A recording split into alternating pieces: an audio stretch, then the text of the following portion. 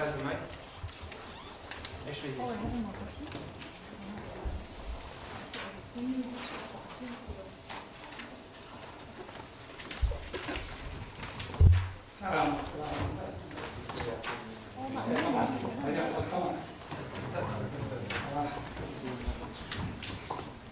yeah, go ahead, please.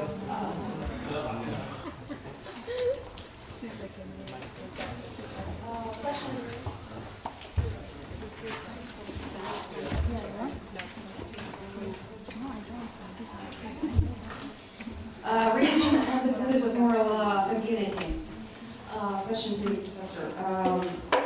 If we have to, or how should the Muslim Ummah prioritize moral principles in case of ISIS, for example? What shall be practical ethics in this case? Practical what? Practical ethic.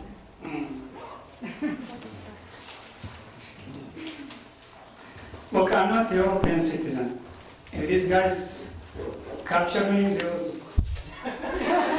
they won't ask for money, so I have to be careful, right? Well, ISIS, from perspective of history of religion before ethics, is a good example of theology without ethics. And this is some of the illnesses that happen to religion, especially in time of decline of religious culture. People get obsessed with theological and legal aspect of religion, and they forget the spiritual and the moral aspect of religion. So ISIS basically is, if we look at the content of their idea, and Dr. Mu'taz is the expert on this because he published a few articles on this. I feel these guys are driven by two major ideas. One is some kind of millennialism, if you can say, but in Islamic context, means some kind of dramatic vision of the end and the triumph, eschatology. And the other one is they are obsessed with the historical image. Each one of them perceives himself as a new Salah ad-Din or a new Zengi who's controlled Mosul and then move to add Aleppo and then to move to add Damascus and then to go further to have Cairo and to collect a huge army of this to free Jerusalem. So there is a historical image also that is motivating them, and that make them, they don't do real politics. What they do is more, I believe it's just obsession with history plus this kind of eschatological dark vision. But this is talking about intellectually, talking about in more practical term, sociological or political.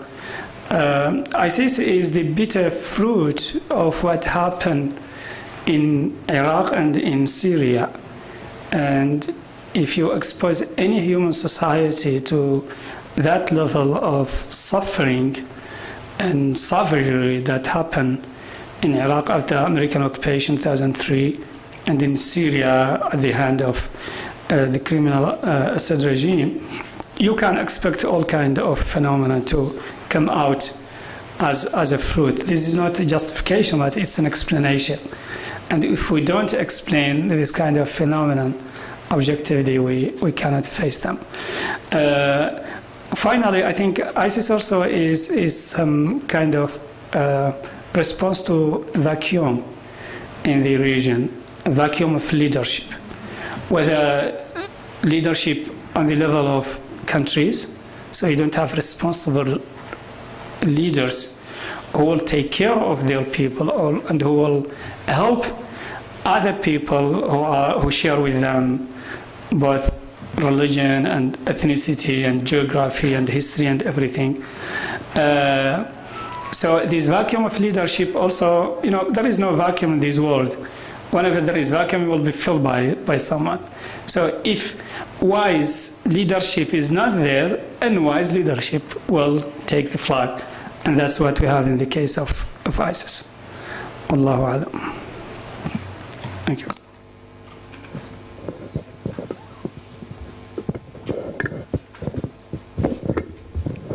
Thank you very much for your talks today. They were very inspiring. I have two questions, please. I think both are related to relativism, but you can correct me. The first is that it seems that relativism is perceived, particularly in the West, as a way of empowering individuals and cultures and so on. And when, from an Islamic perspective, we come in and we say, no, we don't accept that, it seems as if we do not recognize those differences. And we don't seem to want to empower individual experiences and so on. I know this from my own experience because I was trained within a relativist approach in education. My question is, how do we create this balance between respecting other people's values and not wanting to appear as we have this external truth that we want to impose on other people, and at the same time be faithful to our own principles? So that's the first question.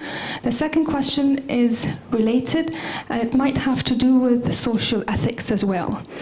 10 days ago, Ireland voted for homosexual marriage, and it was the vote was 62 versus 38% who said no, but it was perceived in the media as finally we got equality.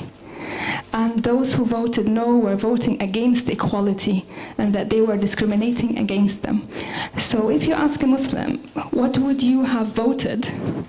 Probably they will tell you no, but in this respect they would have violated equality from that perspective. So how can we help, particularly the younger generation in the West, be able to identify where the roots are? Because it is related to social ethics.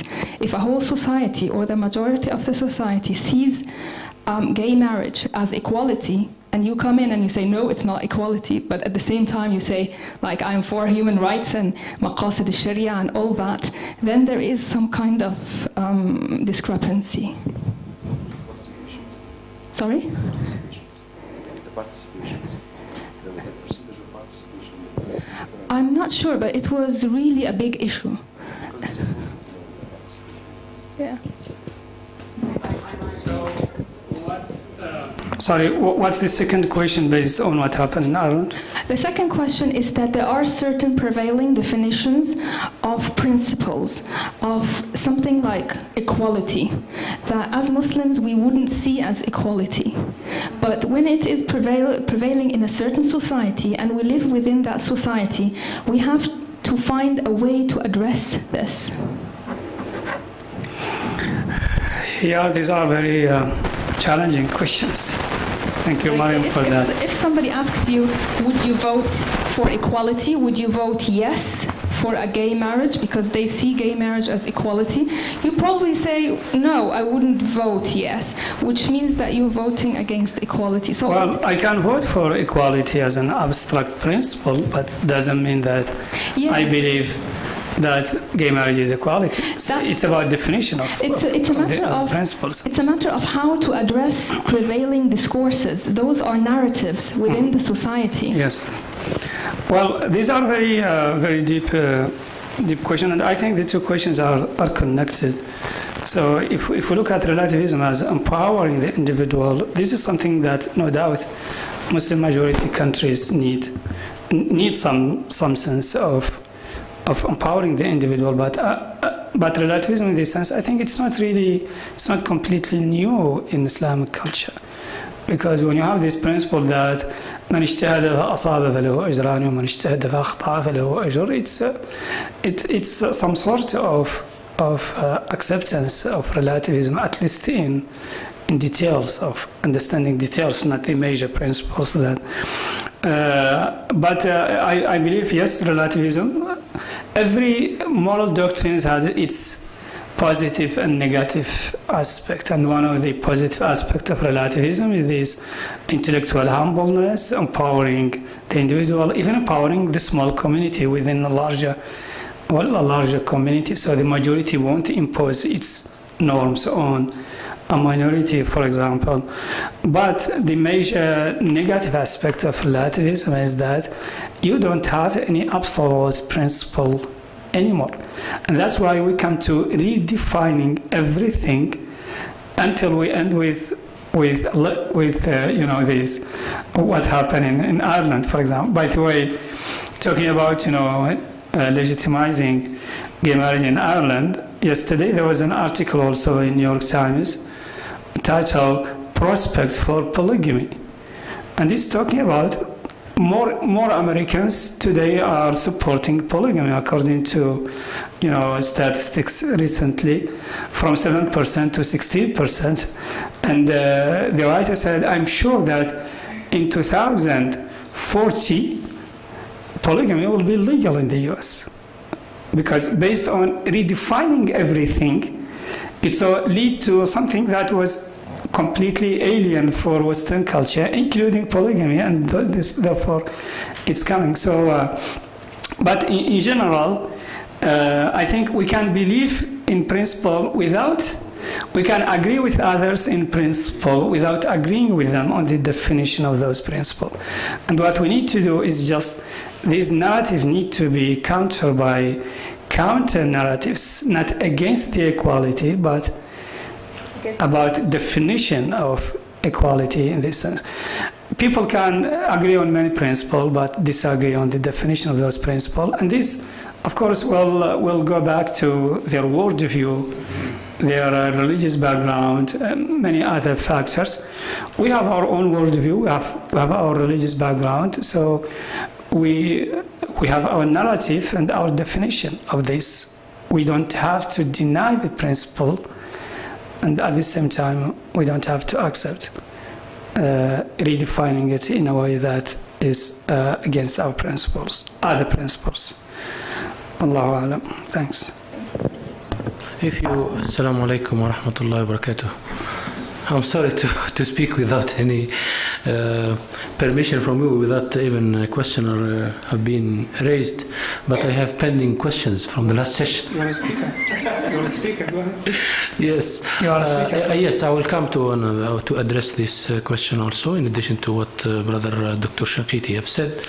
But let me first of all, comment on one of the questions, that how do we perceive and place al-amr bil-ma'ruf wa nahy al-munkar, that was mentioned in my lecture, in my discussion or presentation, in nowadays context, because this is an issue related to subjectivism and relativism, even because what is good for me and right for me, it's not necessarily that is good and right for others, and the differences in culture and religions and things like that. First of all, when we address this issue, of course we think about our approach is the Islamic approach, because when we refer to the Quran, we can easily see in one of the verses that Allah subhanahu wa ta'ala is saying, "Kuntum khayra ummatin ukhrijat lin-nas ta'muruna bil-ma'ruf wa tanhawna 'anil munkar wa tu'minuna billah." So one of the best criteria of the Muslim ummah, of the Muslim nation, is that they enjoins good and forbid evil. So and there are also other texts in the hadith, the time when we really forsake this practice of enjoining good and forbidding evil from our society. Of course, many evils will be widespread, because it's assumed that the responsibility of enjoining good and forbidding evil is not the responsibility of the government or the police authorities or the judges or the judicial system and all those, official agencies of enforcing law and order. But it's also the responsibility of the society, the community, and the individuals. Sometimes you are in a position to say no for something or prevent something from happening, and you will be rewarded for that. You will be rewarded for that by Allah subhanahu wa ta'ala, and you will be also contributing to your society, but also at the same time you have to bear responsibility. Sometimes when you enjoin people to do good and forbid people from doing evil, of course you might be harassed, you might be exposed to violence, for example verbal violence or even physical violence, and so on and so forth. I do think that if you are doing something right and good in general and something in accordance with the law and order, you will be protected. If somebody, for example, fight with you or harass you in any manner, of course you can still complain and still get your rights. But of course I need to say here that also preventing evil and enjoining people to do good, it's also based on knowledge, good knowledge of the things that you are doing and preventing people of. Sometimes you see some actions of this type of Amr Ma'ruf and Nahy Anil Munkar, they are based on fanaticism, they are based on rush or inaccurate assessment of the facts and things like that. This is not true. If you really want to practice Al-Amr Ma'ruf and Nahy Anil Munkar in a society, first of all you need to be a knowledgeable person. You know what to do, and you know also how to do it, because sometimes the method of enjoining people sometimes will push them away from the right way, and sometimes the way that you want to prevent some evil deeds, you will create more problems and you will sometimes complicate some issues. So the methodology and the style and the etiquettes, it's very important. ادعو إلى سبيل ربك بالحكمة والموعظة الحسنة. It means if you want to really enjoin people and rectify people, you should know what you do and how to do. The second issue one of the brothers raised it's very sensitive. The issue of relativism and nisbiyya في الأخلاق. Because if we accept the fact that you have your own akhlaq and you have my own akhlaq, and what you see it's right in your religion or in your culture, so it's yours, and if I see it in other way, it's because of me, and I respect you, you respect me. So then if there is something in common, where is the right? So how we judge? Of course, this involves that we as Muslims, I think, if we really know our role in this life as vicegerent, and I think Sheikh Chauki was talking about this morning, part of our vicegerency, Khilafa fil Ard, is also to be brave and have the courage to have a stand. If you are really sure, I'm not talking about the things that the gray areas. There are certain issues they are in gray area. It's not so clear whether they are right, wrong, acceptable, not acceptable, not so clear. But we are talking about the clear things. If you are sure that this is wrong, and you have all the evidence, the concrete evidence, and you have also your good and correct understanding from your sources, from the Islamic sources, of course, I mean. So therefore you should have a stand. You shouldn't say I'm neutral. Neutrality probably is acceptable only in the context of not knowing the right from wrong. And sometimes we have in the history that even in the early stage of Islamic history, during the fitna and the chaos between Ali and Muawiyah, of course the Muslims, they decided. Some of them went with Muawiyah and others went with Ali. They made their own judgment, though the situation was very tense, very sensitive, but they did make their judgment, and they went with the things that they saw right. And others also, we have, I think Abu Dhar, if I'm not mistaken, because of the fitna, he ran away from the situation and he secluded in Iraq, I think. that's also a statement, because to him it was not so clear whether the right is here or there, so he wants to put himself in a safe situation, to be safe from any doubt that he is not sure about the situation, so he took a third position. In conclusion, in this specific issue, because I feel it's widespread nowadays, especially with Muslims who are living in the West, and they are coming,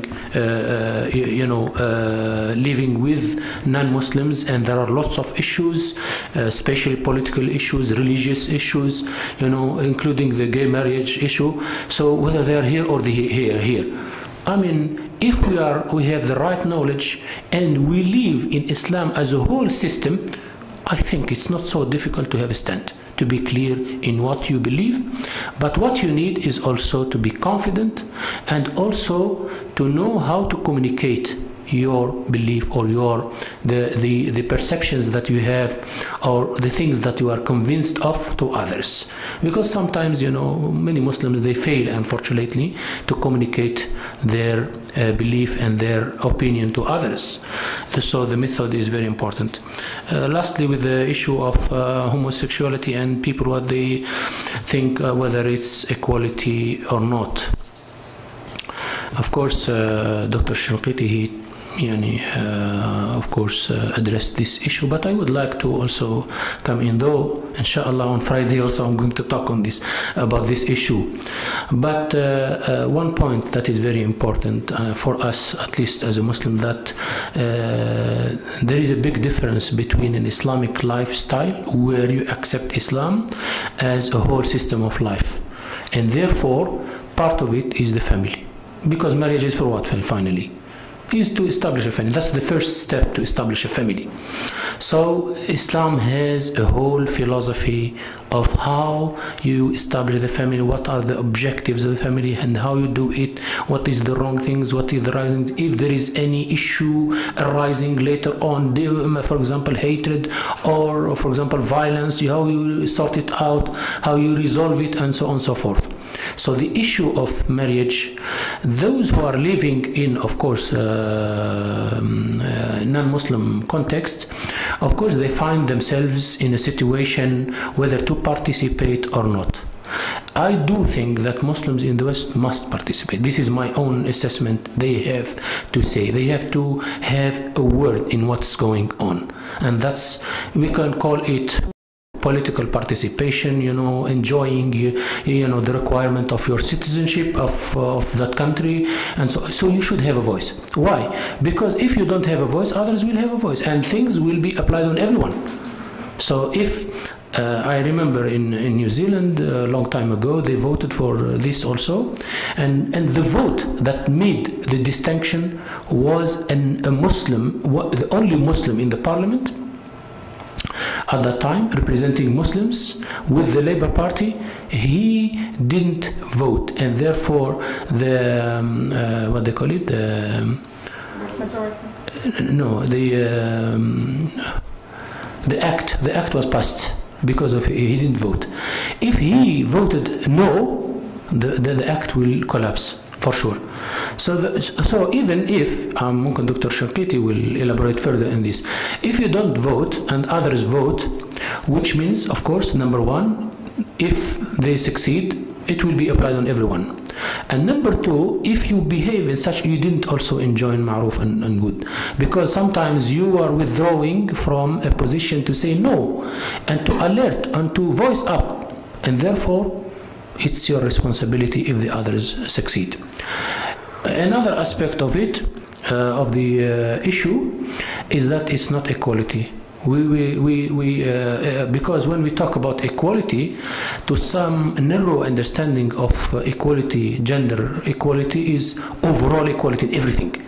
This is crazy. Nobody accepts that if there is a just clear gender discussion, male and female, two gender, two different sex, how come that you are saying equality in everything? This is not reasonable. Reason does not accept this.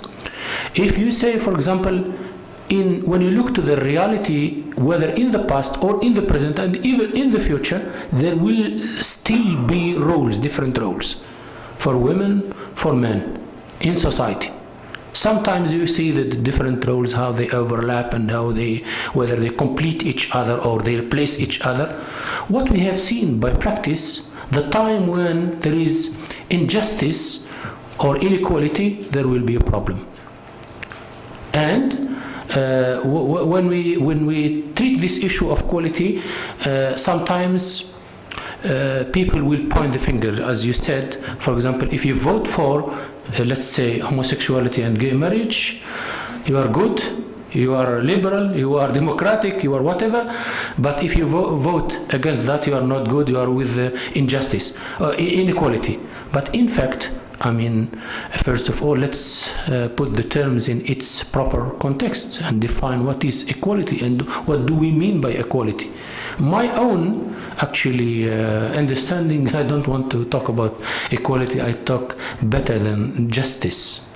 Justice, that's the most important thing. Dhulm. If there is any injustice, then we need to interfere and talk.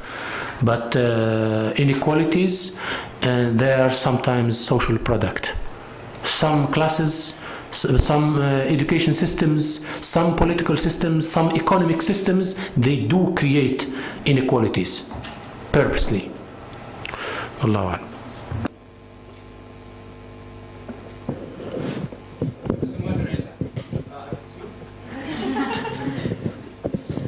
I was in standby, listening to Dr. Fatih, of course.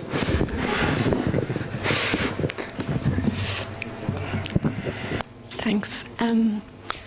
I'm Irish, so I've had to think about these issues a lot over the last few weeks. And I'm Catholic, so my church is, and I practice, so my church is obviously against gay marriage. And always I have voted with my church on every issue because we've had a lot of referenda in Ireland about abortion and divorce, and I always vote with my church. And this time, and I felt very conflicted and I changed my mind a lot. But this time I voted for gay marriage, and it's not because I also believe that family is the foundation of society, and I believe all those things. But I've been reading a lot about separation of church and state, and within Ireland, Catholicism has had a very dominant position, and we have really only in recent years our society has become a little bit more multicultural. And I suppose I was thinking, well, what if, say for instance, if there had been another divorce referendum, and Catholics can't divorce, and I know Muslims can divorce, and if I were to vote no again, if I said no, we can't have divorce because we only have divorce for a very short number of years, then I am imposing my religious view on other people.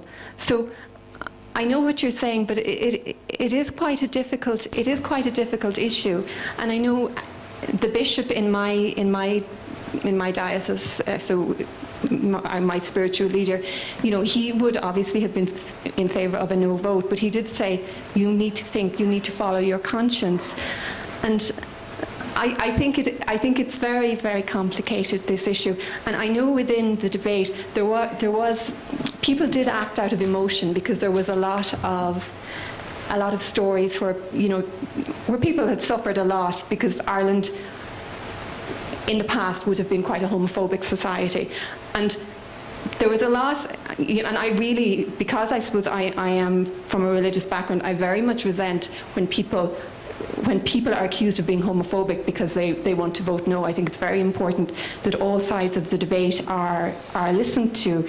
But I think sometimes as well, when people vote yes, they can be judged just as people who are voting no. You can be judged either way. So it's not straightforward. It's just a comment. A comment for a minute on that. I think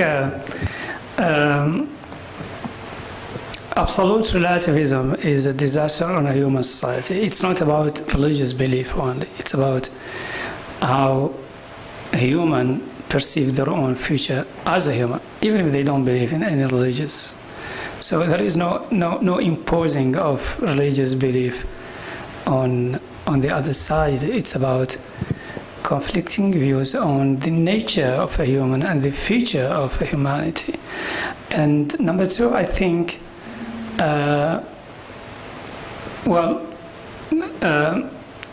if someone is gay, I would tell him, look man, you are wrong. But you have the right to be wrong. And I'm right, and I don't have the right to impose my right on you. But I'm not gonna make it a gray area about my conviction. So it's just that simple. He's wrong, but he has the right to be wrong. But I'm not responsible on this person. I'm responsible on myself, and whatever positive impact I think I can add or contribute to the human community. So we need to separate between the theoretical and the practical aspect of this. The practical aspect, yes, he has the right to be wrong. I'm not imposing on him anything. But theoretical aspect, that I believe this is wrong. I believe it's dangerous for humanity. I believe it's disintegration of the humanity of a human society. My moral responsibility is to be against it. But my moral responsibility also is to be fair with people I believe they are wrong. So we have to strike balance between the two. Thank you. So we have the brother over there, and then the sister here.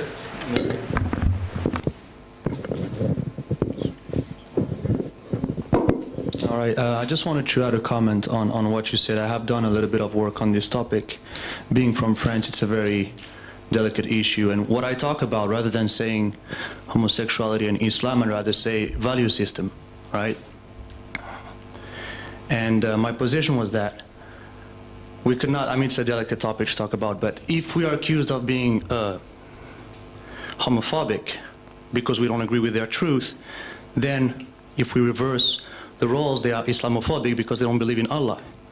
And we know this is not how it works.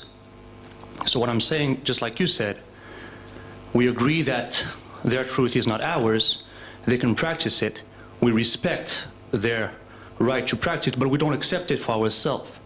And the argument of Islam, homophobia, to me is just blackmailing us into entering into their notion of equality. Because I'm coming back to this example, if there is a vote, theoretically, for justice, we should have the right to vote no. And it's not because we vote right that there is equality, it's because we vote that there is equality. So just to come back to what I was saying earlier, homophobia would be imposing our truth rather than exposing our truth.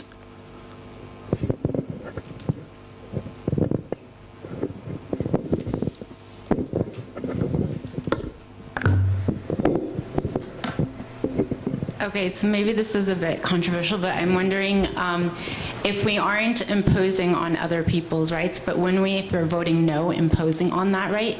Because if I was to use your example, if they were going to use like that they don't recognize our truth, then we wouldn't be allowed legally to practice Islam, just like how they wouldn't be allowed legally to have to be recognized as a family. So aren't we imposing on them then, because we're not letting them actually? Like, I don't know. I feel like that's a bit of a contradiction. In Islam there is a very important distinction between the individual and the society. I mean, private life, people can practice all kinds of sins. Nobody is going to, knock their doors and see if they are whatever they are doing. But when you project this and make it, try to transform into a social order, so it touches on my life, it touches on my children, it touches on the future of all human beings. So here I have the right to stand up. Nobody is telling them, I will take you to the court because of this. No, but this is projected as a social order. So you cannot be neutral in this case. You just need to stand up for your principle without committing injustice against others. They have the right to be wrong. But they don't have the right to impose as a social order. Yes. Assalamu alaikum. Alaikum salam. So you said, you are wrong but you have the right to be wrong. Yes. So that wouldn't necessarily mean a vote no on homosexual marriage, because then you're saying you don't have the right to be wrong. If you're wrong but you have the right to be wrong, then I could vote yes on gay marriage, because I'm protecting your right to be wrong in a secular state. People have been gay for many years, yes, and decades. Mm-hmm. So nobody is chasing them in the street. Today this is about social order. It's not about private life.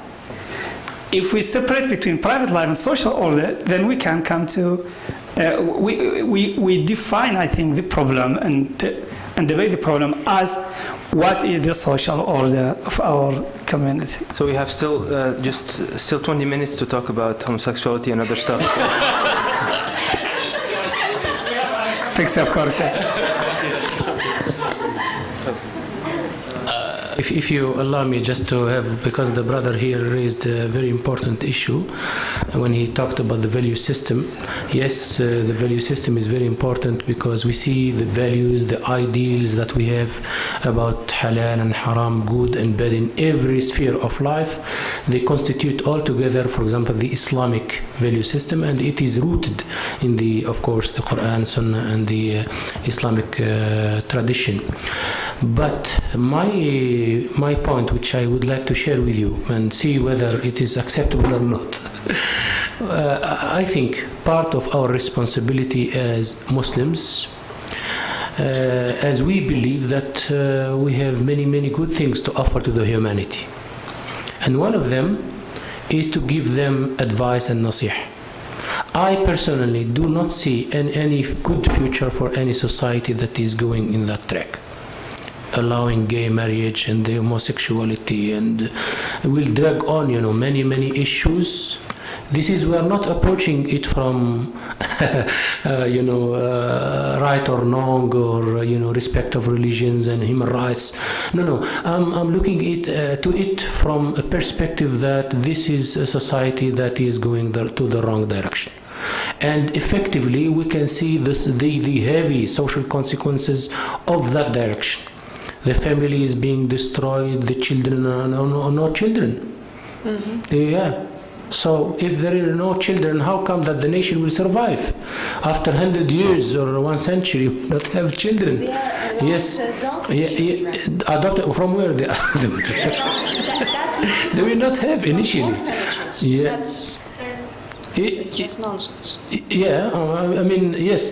You can see now some nations, they have a shortage of children, and they are really going back to the principal concept of marriage, real marriage. And just final quick comment. Final thing. He's talking to you. Oh. Yeah, well, just 1 second. Yeah. I remember George W. Bush, the son, of course. When he was the early days when they asked him, there's only one George W. Bush. W. Bush, yes. Yeah, right. So when they asked him, what do you think? I live in Texas for 8 years. Yes. So when they asked him, what do you think of this? He was by nature, by his fitra. The brother was talking about the fitra this morning. He said, I can't imagine a family, it's a man or woman with a woman. My family is, I've seen my dad and my mom. He was just talking like this, as simple as this. Okay, let's give the other. Okay, last one. I'm going to be a bit more controversial, and then that's it. So it looks to me like we have for a secular state, this seems like an inconsistent argument. Let's imagine for a moment that we were voting on whether you're allowed to have an Islamic nikah. So let's imagine, we're still talking about homosexuality. Let's imagine for a moment, let's imagine for a moment the whole country is voting on whether or not you're allowed to have an Islamic nikah. They're like, look, you can have a state marriage, but you're not allowed to have an Islamic nikah. Now, I'm pretty sure everybody in this room would unanimously say, no, we need that. Whoa, protect our rights. Hold on a second. So because there is no difference between nikah in a mosque and marriage in a church. So it's not something that's different from us. So it's not a new social order. Social order. Anyway, I think we have other issues to talk about anyway today. Just to add something, I think all, like Dr. Shinqiti says, all of these years where homosexuals were there and they were together, they lived together. So why does they need to get married? Is it to halalize their relationship? I don't think. There is normalize. It's to normalize, and it's actually it's a moral struggle here. It's a struggle for. So that means that we are dealing here with something that's an aspiration to change values, to change the social values, and this is where an homosexual or somebody who drinks wine, for me, it's the same. I'm against wine, but I'm not against the person who drinks. I'm against his action, and I'm against the action, the homosexual fornication. Let's call it like this. But I'm not against the homosexual. So I grow up with people who are doing things that are that are against my principles all my life. So for me, there's no difference between this homosexual and this guy who will drink in the weekend. It's the same thing. But the thing is here that we can have our contribution, we can contribute to our values in the society. So alcohol is not open for debate. And here, gay marriage is open for debate. So why shouldn't we have our say also in this debate? Just continuing this thing, but from the other perspective. Same-sex marriage, alcohol, that's a part of private life. Nobody is, trying somehow to impose that. But when the state is imposing on you as a believer their new perspective of social order. Like last year in the States, in the United States, the Congress voted that religious organizations must hire homosexuals or lesbians, whoever it is, if this person is applying for a job. They must. Even on the basis of their faith perspective, they are not allowed to decline the application of such a person. That's no, it's in the United States. That was the last country which prohibited this kind of human rights. So the state is imposing on you as a believer this act of human rights. That was the precedent in the Western Europe for quite a long time. Praise God, it's not for Russia and the former Soviet Union, but it is here, it's coming gradually. So how to deal with this thing? I think French philosopher Albert Camus said that a human being is the only animal who refuses to be an animal. So I think it's the responsibility of Muslims to keep humanity from going down to be animals. We have to keep the distinction. I'm not against animal rights, but I'm against blurring the distinction between human and animals. We should keep refusing to be animals. No offense. Thanks. Well, this is rather a commentary. It's not a question. It's not related to gay marriage. I'm going just to try to get back to our talk this morning. It was very spiritual, and it touched me very deeply. So I want to talk about the taqwa dimension and the verse which says, "Inna khalaqnakum min dhakarin wa untha waja'alnakum shu'uban wa qaba'ila ta'arafu inna akramakum indallahi atqakum," which says clearly that the criteria of differentiation between human beings, which is known in our societies, for example, race, ethnicity, gender, and all of these things are not acknowledged by the Quran. And the only criteria or measure of differentiation is the taqwa.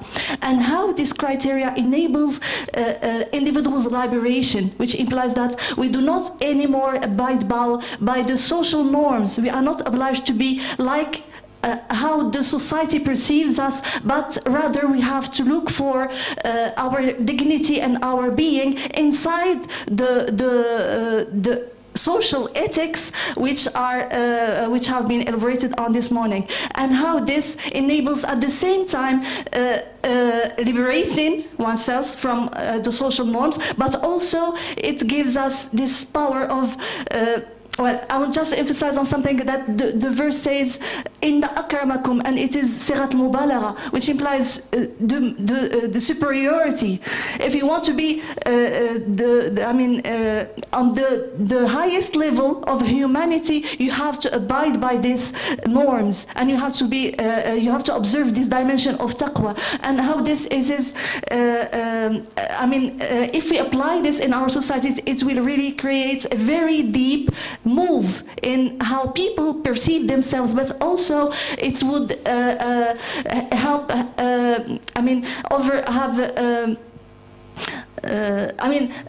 Just escape all the obstacles which still imprison or jail people in either as individuals in these norms, but also a whole society.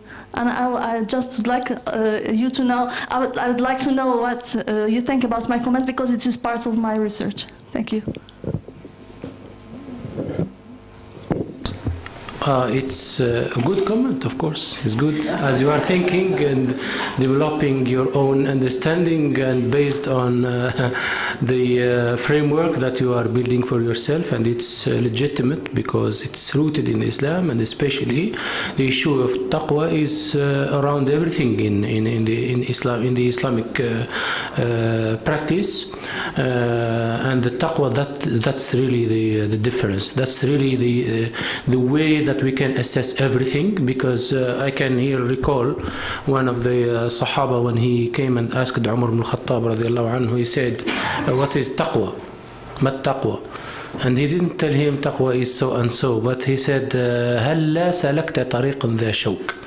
Have you ever, followed a road or walked in a road with there are lots of thorns there, Shauk, And he said, thorns, yes. And he said, yes. And then he said, what have you done? He said, شَمَّرْتُ وَحَذَرْتُ, which means I was very careful because it's thorns, so I have to be very careful. وَحَذَرْتُ, شَمَّرْتُ means he took off, pulled up his trousers and his garment so that the thorns will not catch him or pick him. And then حذرت, it means to trace my way carefully. So that's one of the best commandment. That when Rasul ﷺ said that taqwa ha huna, and he said, he ashara ila al-qalb also, and this morning was a great debate about al-qalb. So yes, the taqwa, I think that is the mihrar and the valve, the safety valve of all Muslim activities. Because in English we can say God consciousness, there whereby ittaqillah haythu ma kunt. The Prophet ﷺ said, ittaqillah haythu ma kunt wa khaliqin nasa bi khuluqin hasan. You fear Allah, or you'll be God conscious wherever you may be. ittaqillah haythu ma kunt wa khaliqin nasa bi khuluqin hasan. وَاتْبَعِ الْحَسَنَةَ وَالسَّيِّئَةَ الْحَسَنَةَ تَمْحُهَا. It means if it happens that you do a bad deeds or a sinful act, you just do another good one, and then it will erase it and void it. So the taqwa in social, let's now talk about the social context. The examples that I mentioned this morning, especially that really touch the core of the social fabric and social unity and social order that Sheikh Shinqiti was talking about. You can't imagine how the society or the status of the society will be if people are every day and every now and then they are indulged in backbiting each other, or they are calling each other munafiq, fasiq, and you are deviant, you are criminal, you are this and that. Do you think that people will really maintain good relations and the society will be healthy? And then if for example people are widespreading slander and not checking all the sources of news, and they build their actions on the responses and angrily respond, sometimes without checking, even sometimes without checking whether the news is correct or not. So that is an act of taqwa. When you check the news, you fear Allah, because you are going to create injustice in the sight of the person that you are going to comment on his behavior or bring to court or whatever. If also you act preventing people from namima, for example, slandering, because slandering was categorized by the Prophet ﷺ as said al-haliqa. Do you know what does it mean, al-haliqa? That the destruction of social relations. This is the exact meaning of al-tahlaq al-alaqat al-ijtima'iyya. It will destroy the social relations. النميمة. When people are talking bad and sometimes fabricating stories on each other, and of course they will lose trust and they start hating each other, and therefore you can talk about the society, you can talk about individuals.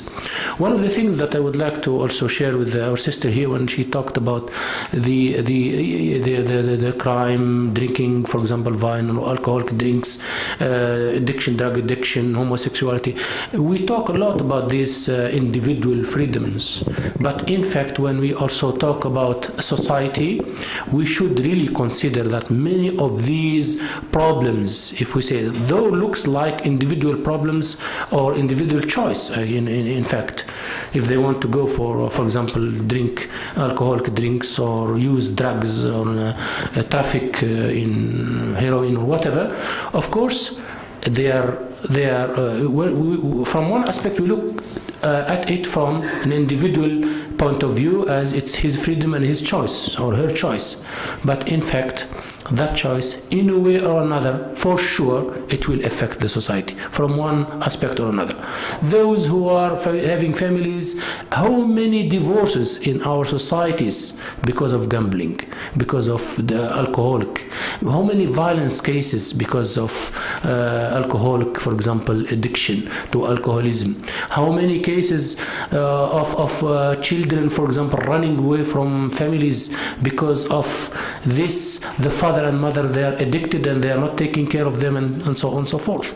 Yes, it looks from the appearance that it's an individual problem, but in fact, in terms of implications, it's a real social problem. They will affect the society in another. And many of those practices nowadays, they're not only at home, confined, between four walls, but they do also spread the words, spread the behavior, make it as if it is normal things. And nowadays we are witnessing those people, or those categories of people, they are even going on streets, striking and voicing. And I remember a long time ago, a gentleman from Britain, he decided to change his gender from a man to be a woman.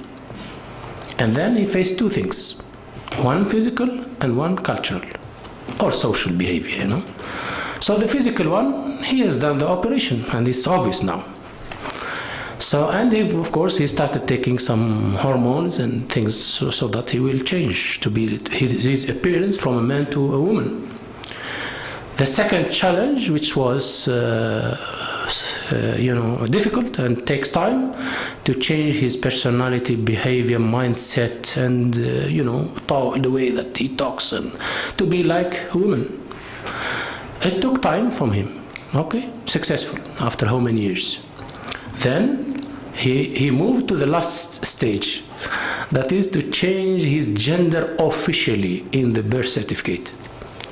Then he went to the birth registry in Britain and he applied. Then the birth registry, they rejected. He said, no, sorry, you were born male, you remain male.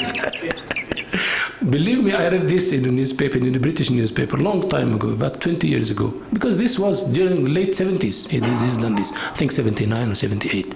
And even he done that operation in Thailand. He went to Thailand for the physical one.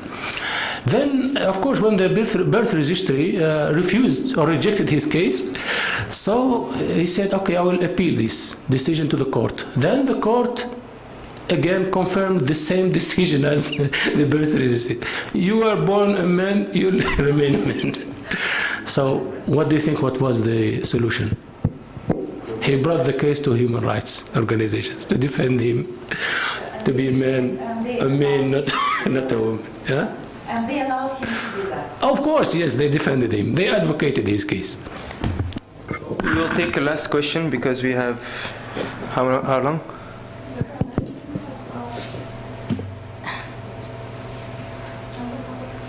No, but for this session, it's finished. We will have a last question, inshallah. Oh, okay. Thank you. Or two last questions. Is it okay for you? It's not me who decides. You have to look over there. Okay, if you allow me, it's going to be an intervention more than a question. And if you allow me, I want to go back to the subject of homosexuality. But because I want to take the discussion to another level, I think this is a case that represents many other cases and pitfalls that we are facing these days in the Muslim community. Where do I want to start? Okay, I think first we have to step up and become proactive rather than just reactive. If we consider, what it really means to say al-amr bil-ma'ruf wa nahy an al-munkar, there are two things that come to my mind. The first thing is they are different, and sometimes we are confusing them. So actually, if I vote and if I take a stand and say I'm against, homosexuality, then I'm not doing both. I'm actually doing only one of them. Because al-amr bil-ma'ruf is one thing and nahy an al-munkar is another. And what I'm actually doing in this case is nahy an al-munkar. But where is our amr bil-ma'ruf? And my second observation is al-amr bil-ma'ruf comes first. So it's like when someone is not satisfied with the restaurant that you chose, what do you tell them? Like, okay, but before you object to my choice, you come up with a suggestion or an alternative. So what is the alternative that we are proposing to the world when we are taking a stand against what they think of? And this is very important because we are the vicegerents of Allah subhanahu wa ta'ala in this world, and we are privileged to have this light, to have access to this truth. So from my perspective, I think many of these people are actually victims. They are victims of the world because they don't have access to the truth. And the only ones who can actually advance a possible solution are the ones who have access to the truth. So if we don't do it, then who will? To give just a very quick practical example, I have a very diverse network. People who choose this path come from 3 different places. Either lack of fulfillment, spiritual fulfillment, they just keep looking for more and more and more and they're never satisfied. Either a psychological issue or a hormonal problem. These 3 are easily addressable with an alternative. At least we can provide some people with the right support. And when it comes to the others, I think we should use this as more motivation and stronger drive for us to fight for our values and the Islamic values, because it's the lack of these values that is driving humanity in the wrong direction, and we are accountable for that since we have access to the light. Thank you. Thank you very much, and I would like to really support this positive stand, and I think Muslims need to have more self-confidence more than just adaptation and seeking to be accepted. It's not enough to be accepted. You are a free agent, human, and you have a lot to contribute to these societies. And I remember Dr. Mohamed Hamidullah rahmatullah alayhi in his introduction to his book, The Prophet of Islam Safi al-Never, his book about the biography of Prophet sallallahu alayhi wa sallam. He said that, if I remember exactly, he said that he said, I lived in France for 30 years and I enjoy the generosity of this country, and I thought that the best way to pay back this generosity is to write for them the book about the life of Prophet Muhammad sallallahu alaihi wasallam, because he knows how important it is, what he had, and how necessary and precious gift he can give back to France. So I think we need to think in this kind of spirit instead of just we need to be accepted just like gay, they are rejected, where Muslims are rejected, so we need to be accepted. And that kind of weak adaptive position will end up with moral bankruptcy. Wallahu alam. Thank you very much, Dr. Shinqiti. Just, okay, I think we do, okay, 1 minute, Dr. Tfadal. Sister, I like your comment. Really, I from the deep of my heart, because I hope that if we have Muslims, whether in the Western context or Western countries, and even in Muslim countries, they have these two attributes. They are proactive and they have the intention to contribute and not to wait. Believe me, the situation will be far better than what we have now. And I still remember, if we have many like you and many, alhamdulillah, like our students here, and we will be inspiring, we will be leading, and we will make the difference, inshallah. So, jazakallah khair. Thank you very much. Just a quick comment on Hamidullah. Of course, it's a great scholar, and he lived in France, but I agree with Dr. Shinqiti about his attitude toward France, but I don't think that, for me as a Belgian citizen, I was born in Belgium and raised in Belgium, I don't think I have to feel that I have to give, or I mean I have to feel that I have to give something back, because I'm from Belgium. Even a book of Sirah? No, I mean, I don't feel that Belgium, I came to Belgium and Belgium accepted me and gave me a gift. No, I'm part of Belgium. I'm part of them. I'm a part of them. So yeah, I know. I feel that I have to contribute with my values, because I'm one of them, and I have to with what I have to improve the situation, because the others are my. Allow me, Sheikh Chauki, for just a piece of information on Dr. Hamidullah. Dr. Hamidullah actually lived in France for 50 years, but he never accepted the French nationality. Why? Because he's from Hyderabad, and when India took Hyderabad, he was fighting for Hyderabad to be an independent Islamic country. And he went to the United Nations actually representing Hyderabad before India took Hyderabad. And when India made part of it, he swore by Allah that he will never go back to India in his life, and he never did. And he lived in France, and he refused the French nationality. He refused all kind of nationality all of his life. He has a French travel document, so he's a guest in France. You are citizen in Belgium. So this is just the point that I wanted to make. I don't have to have the feeling that I have to give something back. I feel that I have to your country. to contribute to my country, because yes, it's different.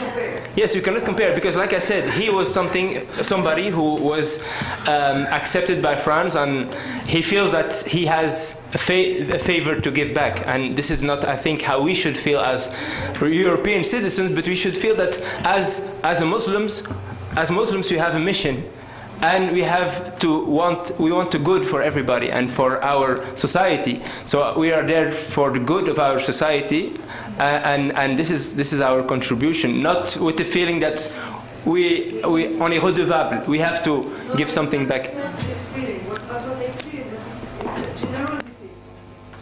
I mean, whether you're giving back to your country or to a country that welcome you, it's still you are just doing something that is noble anyway. This feeling that the country did something for you, this is a feeling that make you always feel that they did so many good for me, so I have to give it back. This is not the feeling, because you are part of this country.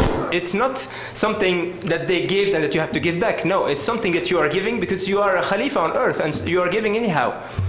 So I think we will stop the questions.